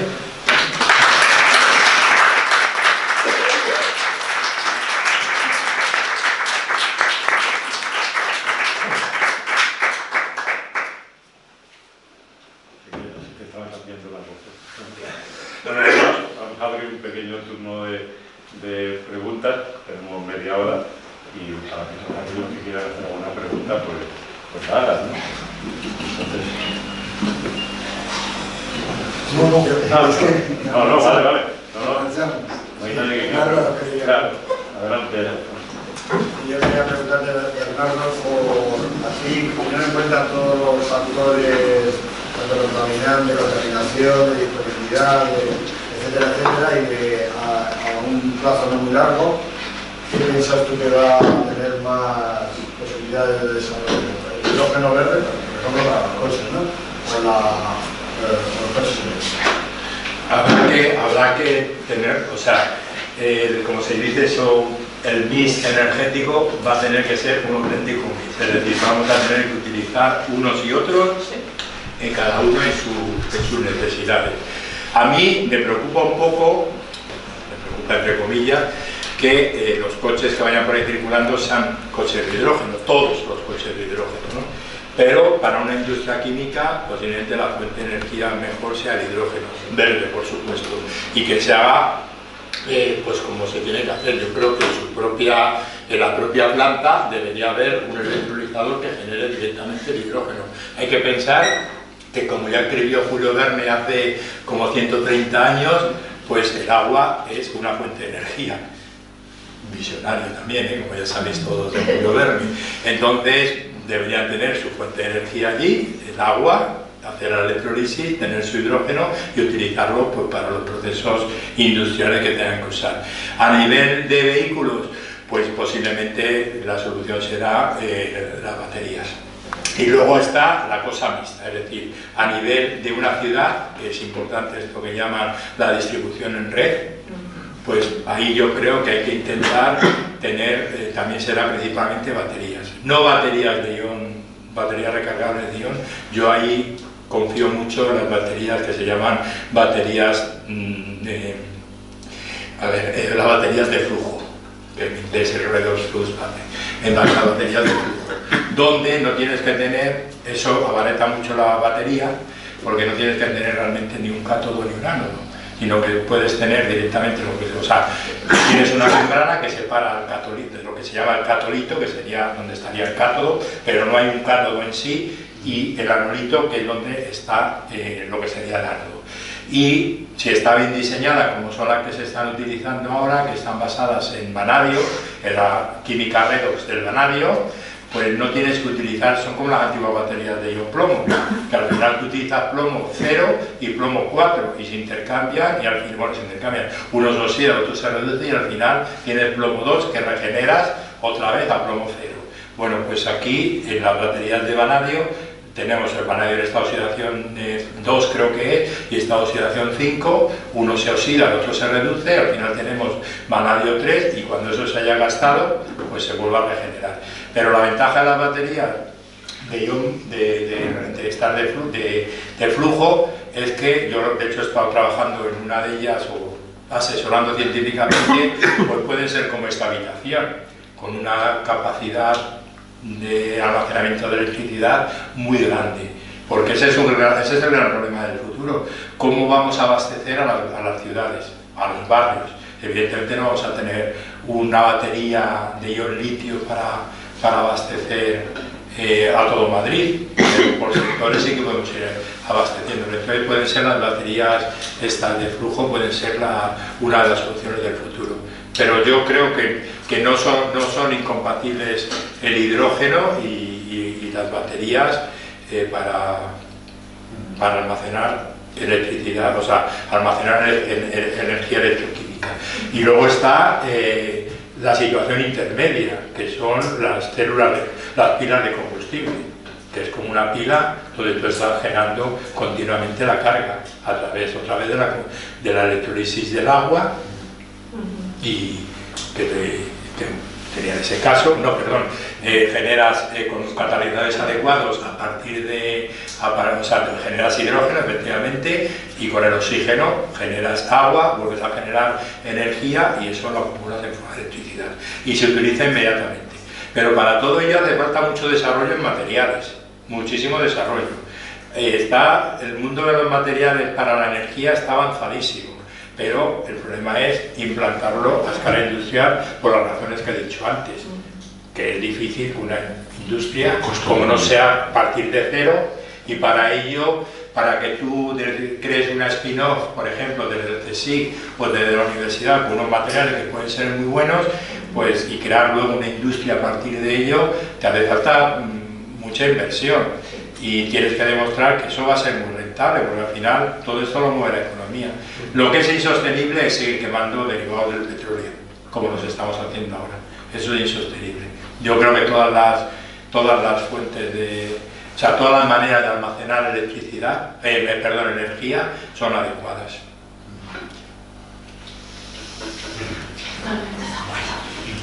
Sí, yo quería comentar, pues, bueno, que esto todavía se necesita mucha investigación la captura del CO2 y poderlo luego transformar pues, en productos, bueno, pues... Alto valor añadido. Sí, digamos, claro, sí. útiles para hacer eso. Pues realmente no ves eso viable Sí. a un plazo más A o ver. menos. En España, por ejemplo, se ha invertido mucho, se invirtió mucho dinero, incluso dinero público para proyectos de investigación para lo que era la captura de CO2 y simplemente capturarlo y meterlo en las... Castor, ¿no? El castor. Sí. Meterlo en eso, los auténticos depósitos minerales, sean de lo que sea.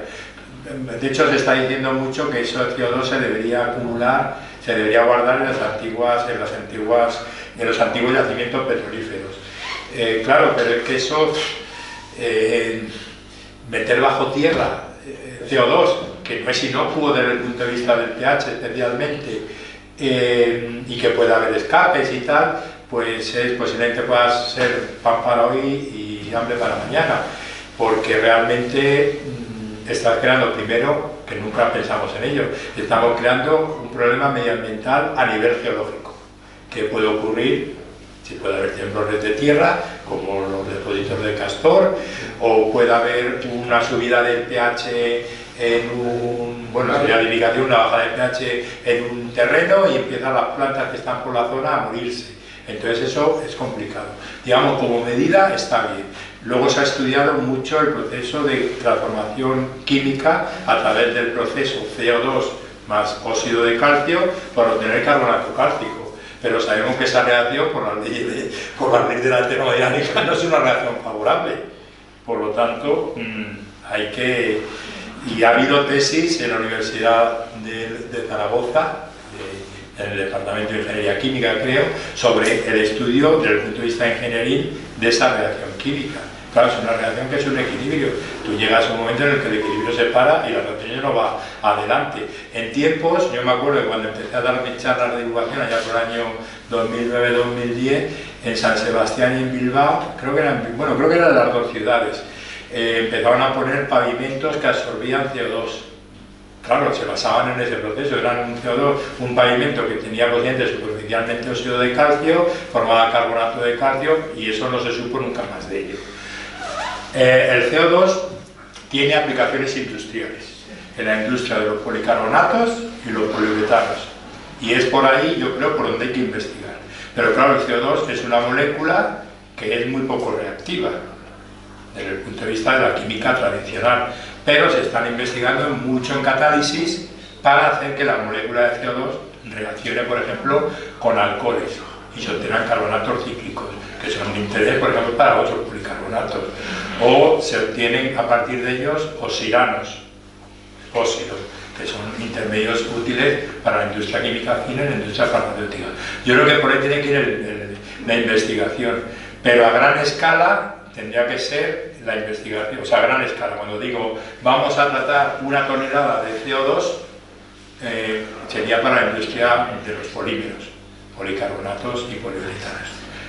Pero claro, luego las noticias que nosotros vemos por ahí, la huella de carbono, resulta que España tiene que pagar el peaje, no sé qué, la multa de no sé cuánto, pero ya no lo vamos a pagar porque resulta que lo hemos capturado. Sí, pero ¿dónde está ese CO2? A ese CO2 no le puedes meter de tierra bajo presión, que a ver si te va a crear un terremoto, a ver si te va a explotar y de pronto una montaña que estaba ahí pasa a ser un valle. O sea, es un tema complicado, y se ha invertido mucho, Pilar. Como has dicho antes, de las ceolitas, los ceolíticos están en marcha. Sí. Acaban de tener una reunión que tienen cada año ahora en Almagro y están caña a caña. Bueno, yo cuando empecé en esto, en el año 2008-2009, yo tenía una bonita diapositiva, no tan bonita como esta, porque he ido aprendiendo a hacer diapositivas y tal, en la que un artículo en el JAX, nada más y nada menos, eran unas zeolitas decoradas, sustituidas con imidatores, que tenían una alta capacidad para captar CO2 en los huecos.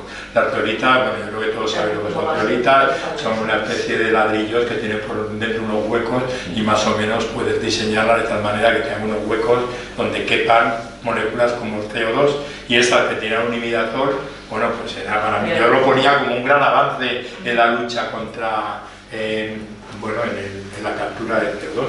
Y como catalizadores también. Bueno, sí, como catalizadores yo creo que sí. Catalizadores. Tienen más valor que como materiales para tapar cosas. Una ¿no? maravilla. Porque claro, cuando uno dice captura de CO2, uno piensa que están poniendo un globo en la chimenea y que lo están cogiendo, ¿no? Eso también lleva un desarrollo tecnológico, que yo no puedo dar los detalles porque no lo sé, pero imagino que no es simplemente poner el globo, ¿no? Ahí. Yo quería preguntar una cosa, ¿verdad? Hace unos años, cuando empezó el tema del desarrollo del combustible para los coches, hubo un debate un poco más que el coche eléctrico, que pensaba en el coche alimentado con hidrógeno. El problema que tenía el hidrógeno es cómo almacenarlo para que no explote, que era el problema que Perdona, eso ya se resuelve. no, eso se ha resuelto con, me refiero, con coche eléctrico y con pila de, alimentado con pila de hidrógeno y tal. Pero lo que quiero decir es que realmente parecía más posible el desarrollo del uso del hidrógeno como combustible para la alimentación, y entonces no sé cuál ha sido el motivo de que la industria se haya decantado por el coche eléctrico. A ver, el hidrógeno es tan ligero que, aunque sea, digamos, su reacción isotérmica a nivel o sea, a nivel de energía desprendida cuando se quema para formar agua, al fin y al cabo su densidad es tan baja que si tú tienes que usar hidrógeno líquido, hidrógeno gaseoso, necesitas un tanque pues, como los que llevan los cohetes espaciales. Había 4 autobuses en Madrid que llevaban el hidrógeno arriba. Sí. Luego el coche ya, eso era el problema, que no cabían las maletas Claro, en el hidrógeno. entonces, claro, tú dices, vale. Pero cuando Hyundai ya presentó además el coche en Cibeles de hidrógeno, ya el hidrógeno iba metido dentro de un sólido, o sea, como... comprimido. Bueno, Ya, comprimido, bueno, formato esto, y entonces ya se empezó a funcionar. Pero no, el asunto aquí es, entonces, claro, la opción cuando tú tienes un gas que evidentemente pues te hace falta para tener 22,4 litros de hidrógeno solamente pesando gramos, y eso, claro, puede tener una alta densidad de energía, pero claro, a nivel volumétrico es muy poco, es muy baja, es muy mala. Entonces dice, vale, pues como es un gas, lo voy a comprimir, el hidrógeno se puede consumir. Pero no solo comprimir. Pero claro, nosotros el hidrógeno que usamos en una reacción química en el laboratorio, pero los hidrogenadores, pues son las bombonas estándar de 200 atmósferas. Tú vas a llevar en el coche una bomba que sean 200 atmósferas, o 100, o 50, o 20 incluso, ni siquiera 5. Entonces ese es un problema. Entonces hubo un momento también en el que se investigó mucho en sustancias químicas capaces de captar mucho hidrógeno.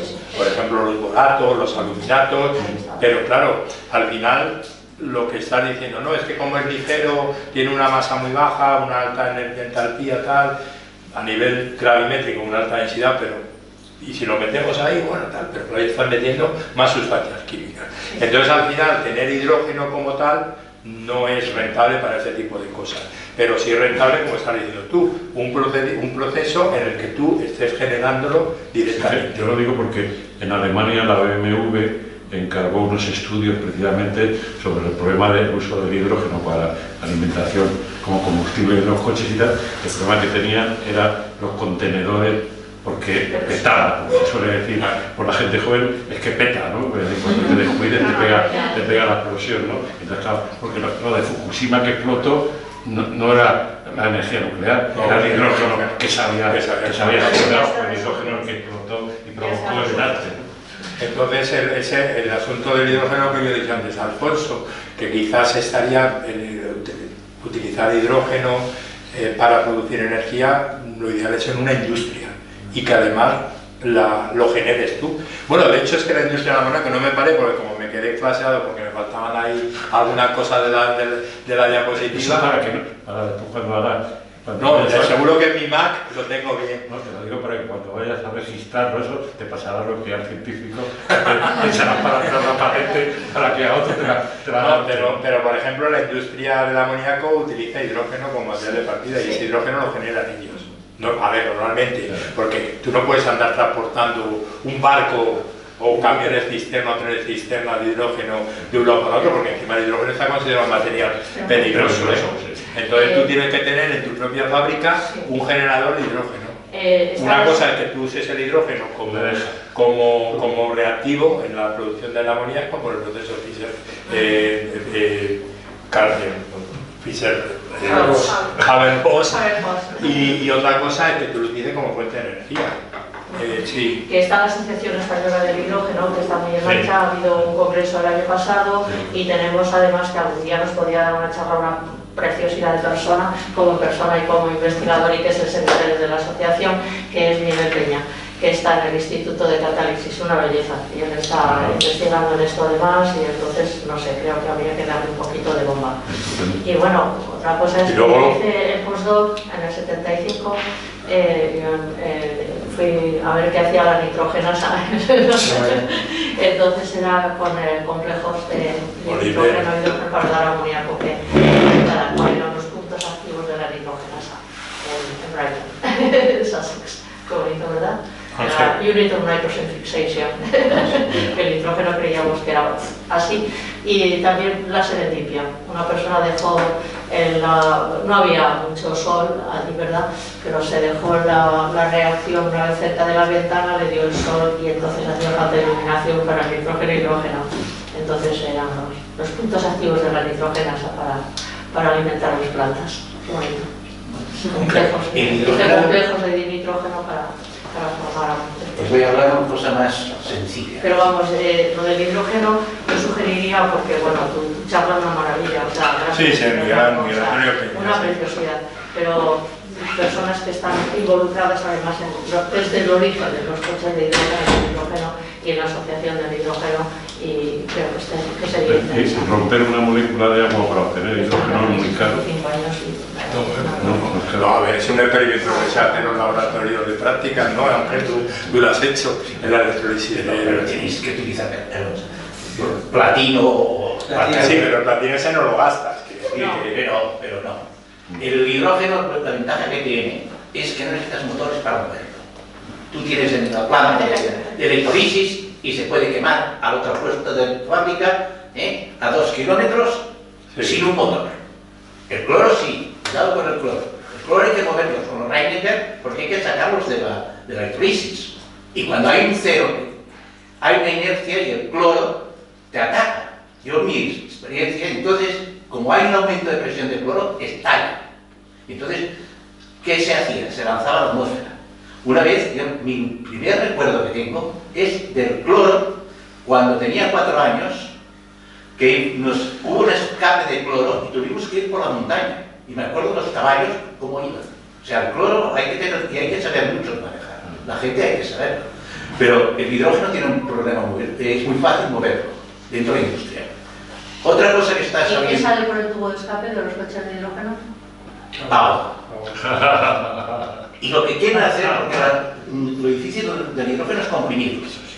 Pero tú tienes que el amoníaco, puedes quemar amoníaco o descomponer el amoníaco y se descompone en hidrógeno y nitrógeno.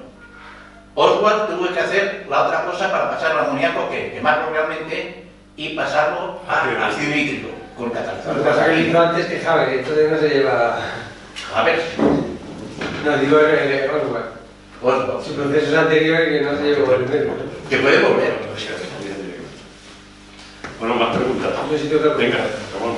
Bueno, con el cloro yo creo que es hoy o mañana es la primera vez que Javier utilizó cloro en la batalla de Ypres. Yo creo que se conmemora o 21 o 22. Sí, no. Sí. Luego, has hablado de los supercapacitores, los supercondensadores. En eso seguimos porque el problema es los tantalios, ¿no? De la tantalita, todo esto. ¿Alguna vez va a haber de estos de grafeno? Bueno, hay que ver, el asunto aquí, yo no me he metido ya en esas connotaciones, porque sería desviarme un poco ahí como si esto fuera el Duero y yo me fuera ahora por el Tormes, ¿no? A ver, claro, es que cuando he dicho ahí, por ejemplo, que el litio está en zonas estratégicas, aún más estratégicos son la cantidad de lantanoides o precisamente la columita, tantalita, que son las que nos proporcionan tántalo o niobio, que son fundamentales para actuar la electrónica y especialmente para los teléfonos móviles. Y luego está el asunto del cobalto. O sea, ¿por qué nosotros intentamos hacer baterías que eviten el cobalto? porque el cobalto es escaso, mucho más escaso que el níquel, que se está sustituyendo, o que el manganeso. El manganeso es el séptimo elemento más abundante de la corteza, el séptimo metal más abundante de la corteza terrestre. Y el cobalto es muy contaminante. Y entonces su precio también se ha desorbitado. Entonces, claro, es que no es solamente el litio, no solamente la electricidad, sino cuánto nos cuesta esto. Es que desmontar un teléfono móvil, o sea, el teléfono móvil son joyas de lo que hay ahí, pero claro, desmontar un teléfono móvil por lo mismo no merece la pena. De hecho, se ha hecho un cálculo, nosotros en nuestro proyecto tenemos previsto en el de sodio y potasio intentar hacer baterías modulares de tal manera que su reciclaje y reuso sea más fácil. Porque un problema que uno se encuentra cuando investiga un poco cómo está el tema del reciclaje de los materiales de las baterías de ion litio es que no, por el litio no merece la pena. O sea, el precio del litio, aunque sea caro, aunque se haya multiplicado por 10 en los últimos 4 o 5 años, no merece la pena trabajar, desmontar una batería de litio por el litio. Por el cobalto sí. Pero claro, como estamos evitando el cobalto, pues ya no son, por un lado estamos haciendo algo bueno para el medio ambiente, pero por otro lado estamos haciendo algo malo porque ya a nadie le interesa el cobalto. Es como el día que se quiten el platino, el iridio, el paladio, el rodio de los catalizadores, de lo que llamamos, tenía que llamar convertidores de los coches, pues nadie los robaría. Porque siempre se habla de tierras raras, pero son más raros el cobalto, el platino, el renio... No, el cobalto, el plomo es más raro, es menos abundante en el planeta que el plomo y el estaño son menos abundantes que la mayoría de los lantanoides. Sí, claro, pero bueno, están más concentrados. Por lo menos el plomo. Y son más fáciles de obtener, sí. Bueno, pues si no hay más preguntas, daros las gracias a todos. Esperemos que la emergencia climática intentemos irla frenando. Es difícil, lo importante es que está en el centro de la realidad. El problema es los brutales intereses económicos que hay en contra de que podamos parar. Lo veremos a ver esos equilibrios. Daros las gracias a todos una vez más. Hasta la próxima sesión del aula de divulgación será el día 26 del mes que viene de mayo.